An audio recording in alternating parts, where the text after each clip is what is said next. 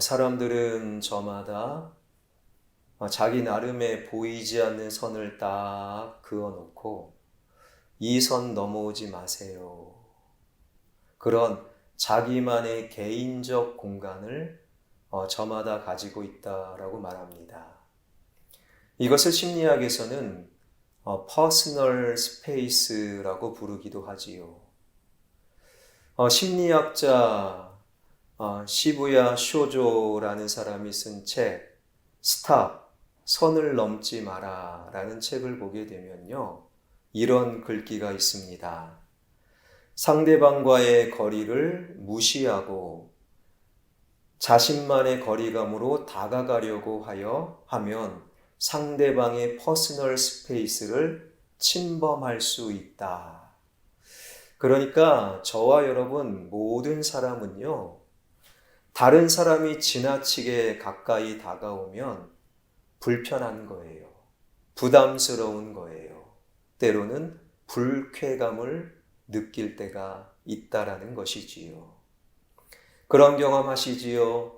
만원 버스나 지하철을 타고 어딘가 가다 보면 굉장히 불쾌함을 느낄 때가 자주 있습니다. 교회 안에서도 목회를 하다 보니 점점 많이 경험하는 것이 내 얘기를 이렇게 하는 것을 굉장히 예민하게 생각하는 사람들이 교회 안에서도 늘어나고 있는 것이지요. 이 모든 것이 퍼스널 스페이스를 침범하고 그것을 지키려는 개인 간의 노력 때문이라는 것입니다. 그러나 상대방과 친해지면 친해질수록 저 사람 믿을 만의 신뢰를 갖게 될수록 퍼스널 스페이스는 가까워지고 거리감은 영에 수렴하게 되어 있다 말하지요. 여기서 한 가지 저는 생각을 해봅니다. 다른 것은 모르겠지만 적어도 예수님, 그리고 예수님을 믿는 그리스도인들, 예수님과 저마다의 영적인 거리는 0이 되어야 한다. 그런 생각을 해봅니다. 여러분, 지난 3년 동안에 예수님과 여러분 개인 간의 거리감은 얼마나 벌어졌습니까? 우리는 오늘 본문에서 예수님과 그 거리감을 줄이려고 애쓰는, 예수님과 더 친해지려고 애쓰는 한 사람을 만나게 되는데요. 그 사람의 이름이 바로 삭개오입니다. 성경은 삭개오를 이렇게 소개하고 있지요. 2절 말씀입니다. 다 한번 읽겠습니다. 시작. 삭개오라 이름 아는 자가 있으니 세리장이요 또한 부자라. 세리장이요 부자였던 삭개오가 사는 도시가 여리고였다라고 말하고 있어요. 여리고는 당시 물이 많았습니다. 그러니 자연스럽게 숲이 군데군데 있는 거예요. 중동 땅에서 숲세권, 여러분 그러면 사람들이 몰려갑니다. 사람들이 몰리는 도시가 여리고, 게다가 여리고라는 도시는요, 교통과 무역과 산업의 중심지, 그러니 돈이 몰립니다. 특별히 여리고의 따스한 기후 덕분에 여리고에서는요, 당시 최고의 사치품이라고 말하는 발삼 향수가 여리고에서 집중적으로 생산이 되는 곳. 돈이 모입니다. 사람이 모입니다. 명실상부 최고의 도시가 여리고, 그 여리고의 세무서는 자연스럽게 최고의 세무서, 그 여리고 세무서의 우두머리 세리장이 바로 삭개오였습니다. 당시 로마 제국의 세금 정책을 들여다보면요, 로마는 직접 세금을 거두지 않아요. 각 지역마다 세금 징수원 대리자, 즉 세리를 세워서 로마가 그 지역에 정한 세금을 걷어가면 되는 거예요. 그러니까 세리는 유대인임에도 불구하고 로마 정부를 위해서 일합니다. 그런데 정작 로마로부터 월급을 받지 않아요. 그러면 어디에서 수입을 만드느냐? 로마 정부가 정한 금액을 보내고 나서 나머지 세금, 나머지 걷어들인 세금이 다 세리들의 수입이 되는 거예요. 그러니 인간의 욕심으로 세금을 걷어들이려고 혈안이 됩니다. 그래서 별의별 수단과 방법, 항목을 만들어서 세금을 더 많이 걷어들이고 자신의 배를 불리는 자들, 그래서 당시 세리의 우두머리 세리장은 성경이 증언하는 바 부자가 될 수밖에 없었어요. 그런데 같은 동족 입장에서는 기분이 나쁜 거예요. 유대 사회에서 세리는 동족의 피를 빨아먹는 일종의 매국노였습니다. 그러한 세리장, 부자였던 삭개오의 이름의 뜻은 놀랍게도 의로운 자, 깨끗한 자라는 의미예요. 그러니까 의로운 자라는 이름을 가진 삭개오는 그 이름값 못하며 하루하루 살았다. 이것이 바로 성경 속에서 담겨져 있는 하나님의 말씀이라는 거예요. 그러한 삭개오가 행복했을까요? 그런 삭개오가 즐거웠을까요? 결코 아니었죠. 기록에 보게 되면 이런 기록이 있어요. 당시 구걸하는 자들이 돈을 받으면, 동정심에 돈을 받으면 감사합니다. 하나님의 복이 당신과 함께하길 원합니다. 그러는 거예요. 그런데 만약 세리장 삭개오가 돈을 주면 더러운 세리의 돈 필요 없습니다. 식당에서 밥을 맛있게 먹고 있다가 삭개오가 들어오면 재수 없어 밥맛 떨어져 먹다 말고 일어나 나가버립니다. 그래서 오늘 본문 7절에 보니 예수님께서 삭개오의 집에 가겠노라 하니 모든 사람들이 수군거리며 예수님을 욕했다라고 되어 있어요. 삭개오는 겉모습으로 보기에는 부자였습니다. 사회적 지위와 권력을 갖고 있었어요. 자그마치 여리고 세무서의 세무장이었습니다. 힘이 있습니다. 모든 것을 가졌어요. 그러나 결코 행복하거나 즐거울 수 없는, 웃을 일이 없는 점점 외로움과 쓸쓸함을 느끼는 한 사람 한 사람씩 자기 곁을 떠나버리는, 기껏해야 남아있는 자들은 자신의 돈을 보고 남아있는, 결코 즐거울 수 없는 하루하루를 살아가는 삭개오. 그렇다면 이 삭개오가 어떻게 행복하고 즐거운 삶을 살아갈 수 있습니까? 여러분, 이것은 또한 우리의 질문이기도 합니다. 그러한 질문을 갖고 있었던 삭개오에게 드디어 예수님의 소식이 들려오죠. 사실 삭개오는 이미 예수님에 대한 이야기를 들었습니다. 그러한 예수님에 대한 이야기를 들었던 삭개오에게 예수님이 여리고에 오신다, 그 소식을 듣고 예수님 한번 정말 만나보고 싶다, 이러한 생각이 들었던 삭개오의 선택은 무엇입니까? 오늘 본문 3절입니다. 다 한번 읽겠습니다. 시작. 그가 예수께서 어떠한 사람인가 하여 보고자 하되 키가 작고 사람이 많아 할 수 없어.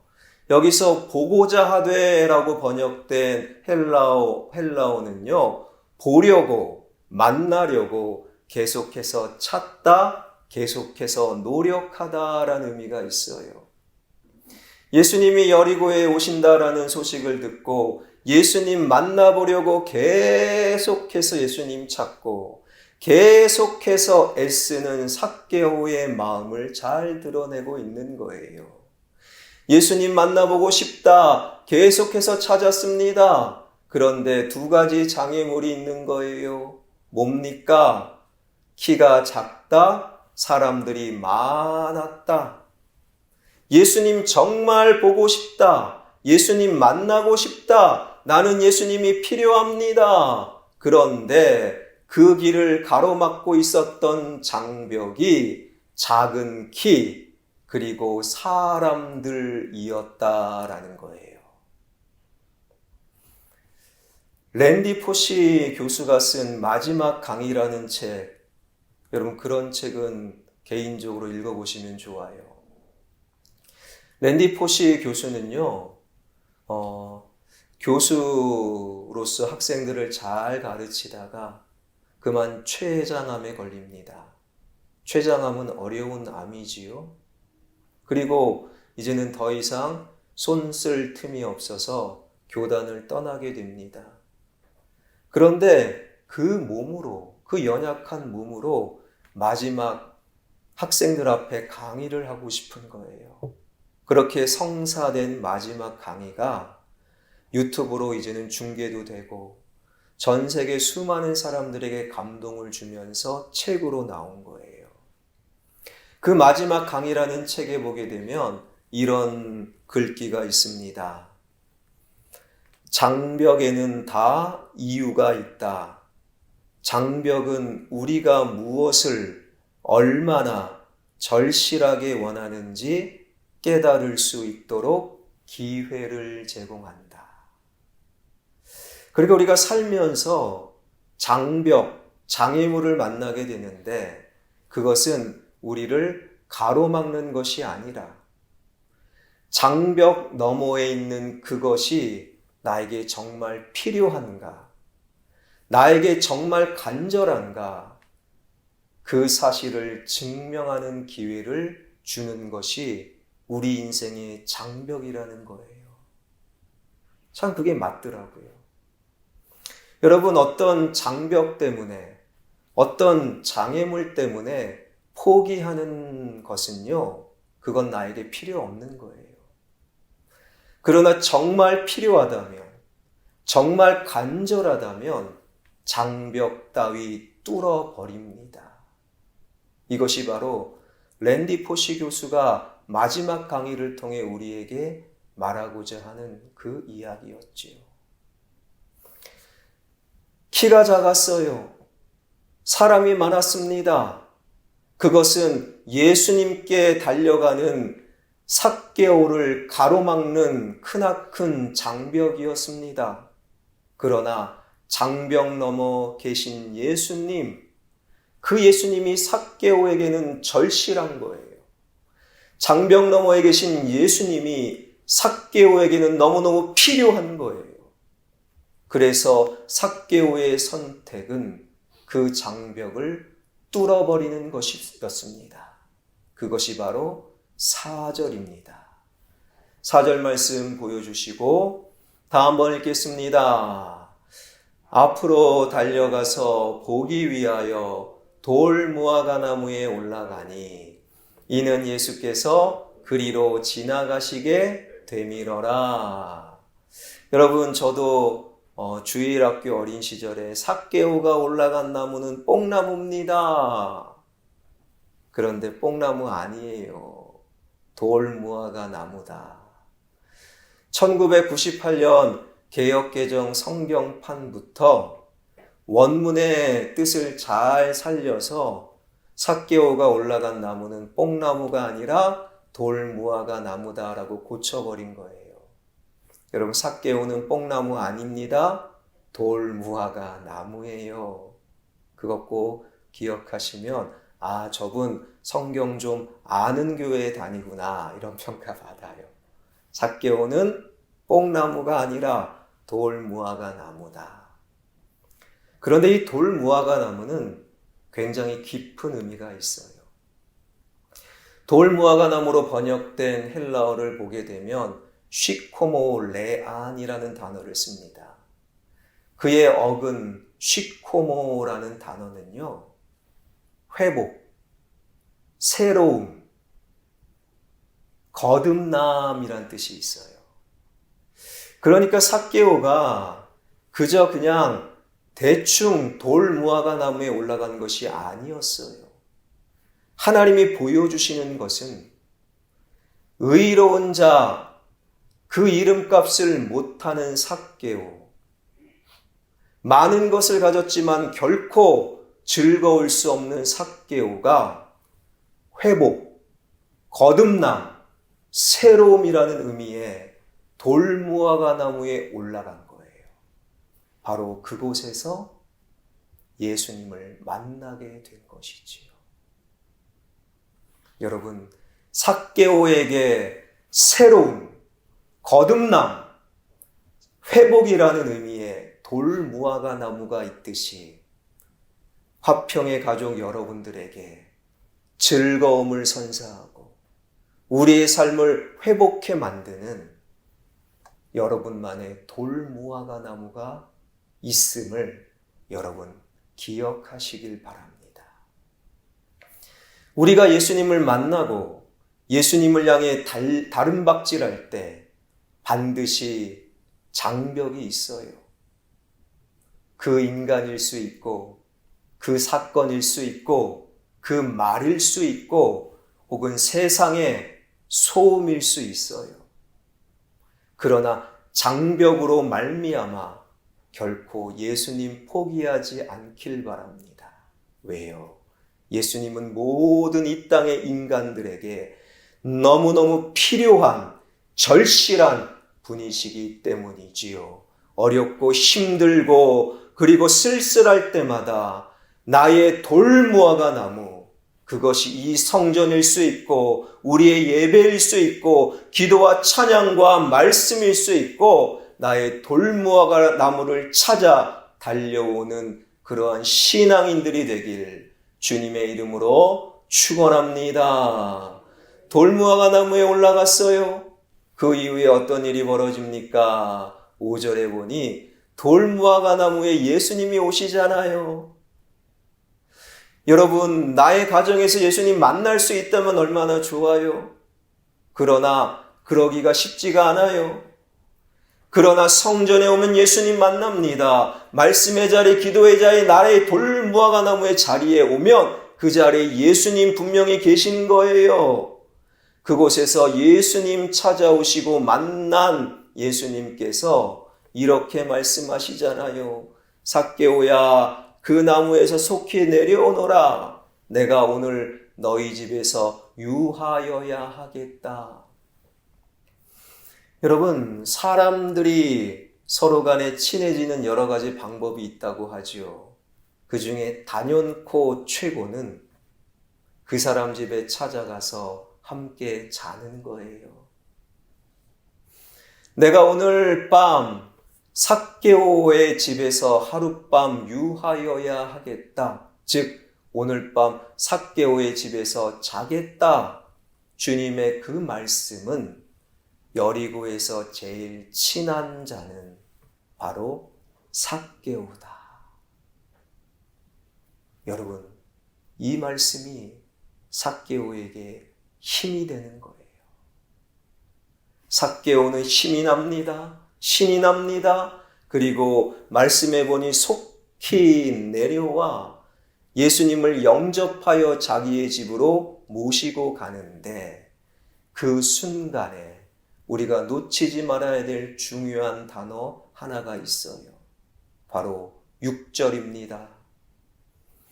급히 내려와 즐거워하며 영접하거늘. 성경에 밑줄 긋는 분들 즐거워하며 동그라미 밑줄 그어져 있어야 됩니다. 즐거워하며 어떻게 내 인생 즐거워하며 살 수 있겠습니까? 어떻게 하면 내 인생 행복할 수 있겠습니까? 성경은 말합니다. 예수님 만나십시오. 그러면 즐거워질 수 있습니다. 예수님 만나기 전 삭개오와 예수님 만난 이후 삭개오의 결정적인 차이는 무엇입니까? 바로 즐거워졌다라는 거예요. 예수님을 통해 즐거움을 경험한 삭개오, 자기 집에 예수님 모시고 갑니다.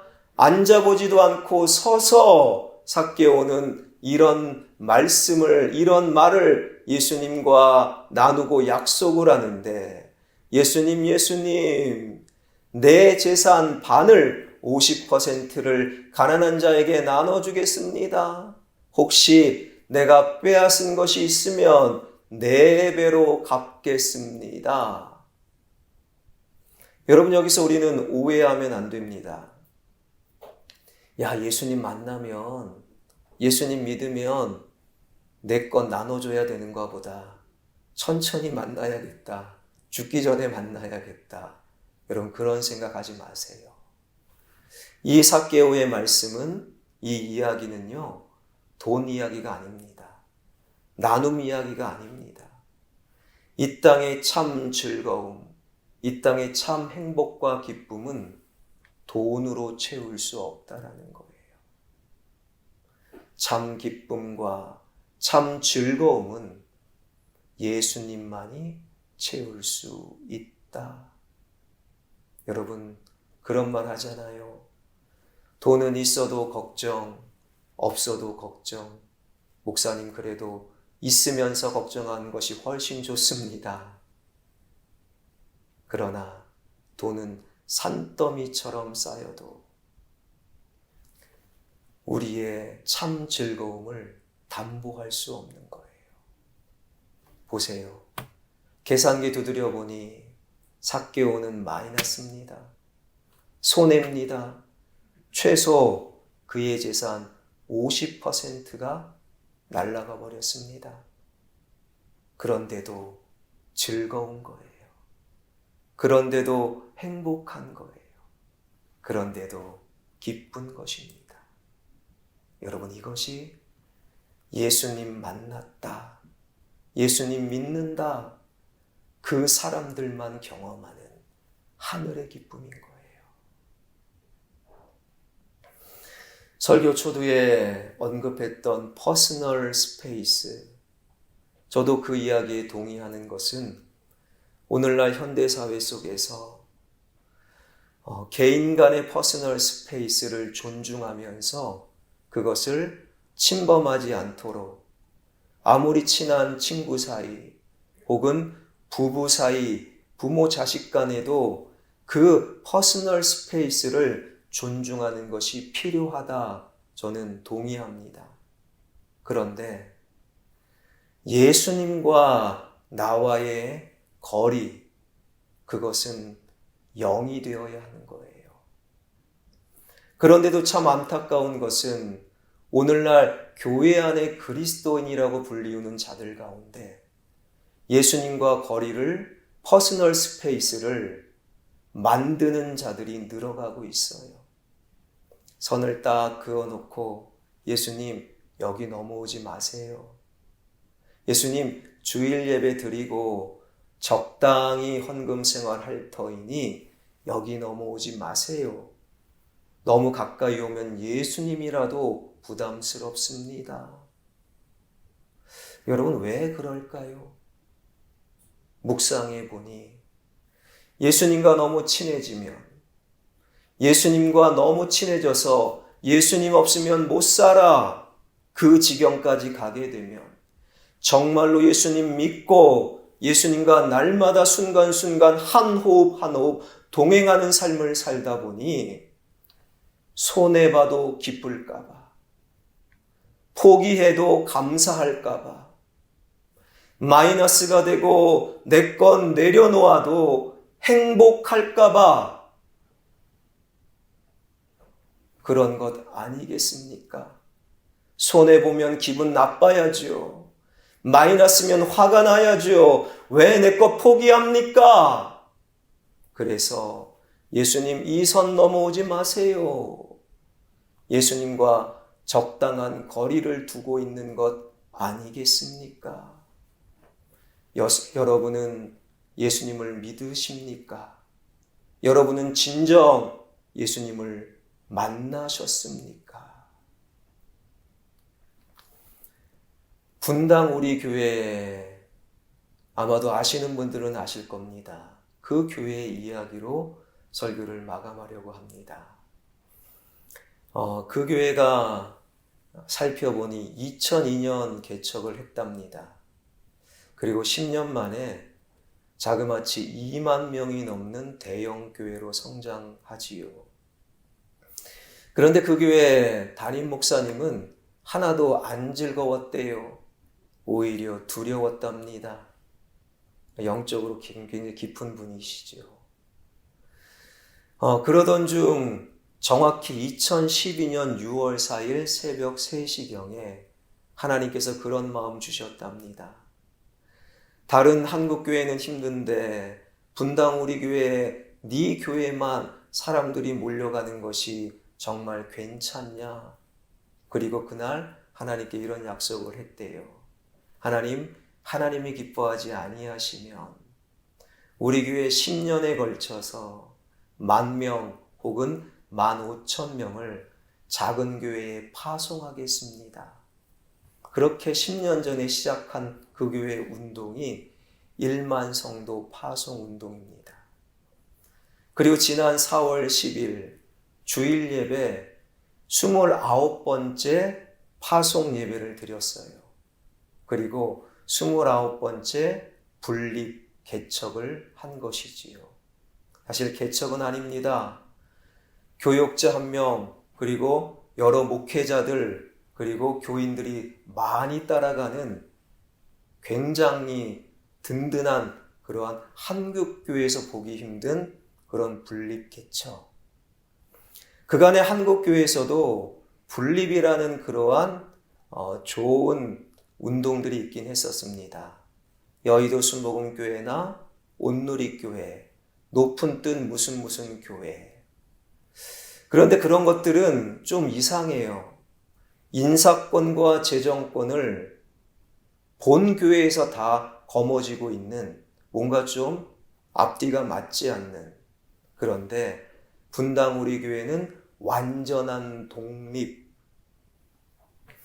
그리고 또 말하기를 올해 안으로 11개 교회를 더 분립하겠다. 그리고 올해가 끝날 즈음 분당 우리 교회 출석 성도 5,000명 이하로 떨어지지 않으면 담임 목사 그분이 사임하겠다 공언을 해버린 거예요.